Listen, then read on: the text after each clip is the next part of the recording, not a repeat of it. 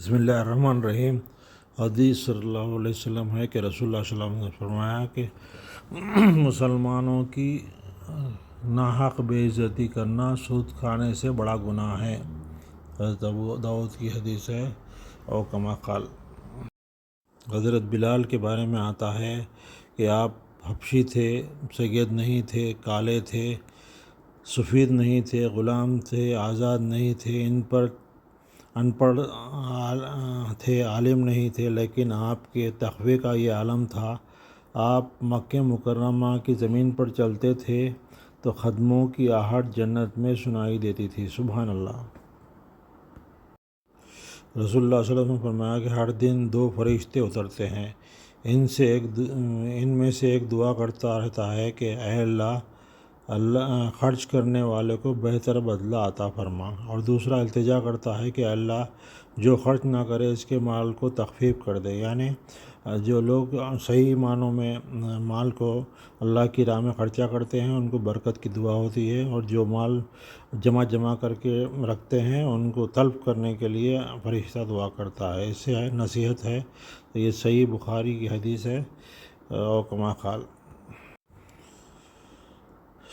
حضرت محمد صلی اللہ علیہ وسلم پر درود بھیجنے کے فضیلت۔ ایک روز حضرت جبرائیل علیہ السلام آپ صلی اللہ علیہ وسلم کے پاس آئے اور کہا کہ میں دنیا کے سارے درختوں کے پتے گن سکتا ہوں اور پانی کے ہر قطرے گن سکتا ہوں، ریت کے سارے دانے گن سکتا ہوں، لیکن اس شخص پر اللہ کی رحمت کی تعداد نہیں گن سکتا جو آپ صلی اللہ علیہ وسلم تو درود بھیجتا ہے۔ سبحان اللہ۔ درود بھیجنے کی، درود پڑھنے کی اتنی اہمیت ہے، اس کو اپنی زندگی کے اندر اختیار چلتے پھرتے اور تمام مذہبی معاملات کو پہلے اور آخر میں، دعاؤں سے پہلے اور آخر میں، اور ایک مخصوص تعداد روزانہ کے معمول میں آپ صلی اللہ علیہ وسلم پہ درود بھیجے۔ آپ کا نام جب بھی آئے درود پڑھا کرے، عزا میں جب بھی آپ کا نام سنیں درود پڑھے۔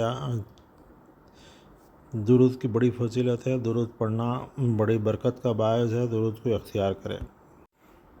نبی کریم صلی اللہ علیہ وسلم کی نصیحت ہے کہ رسول اللہ صلی اللہ علیہ وسلم نے فرمایا تم کسی کی کمزوری تلاش میں نہ رہا کرو، اللہ جاسوسی کی طرف کسی کے عیب معلوم کرنے کی کوشش نہیں کرتا۔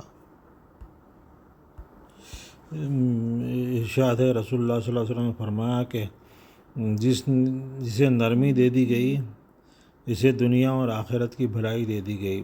صلہ رحمی، اچھے اخلاق، اچھے پڑوسی بننا، گھر کو آباد کرتا رہنا اور عمروں میں اضافہ کرتا ہے۔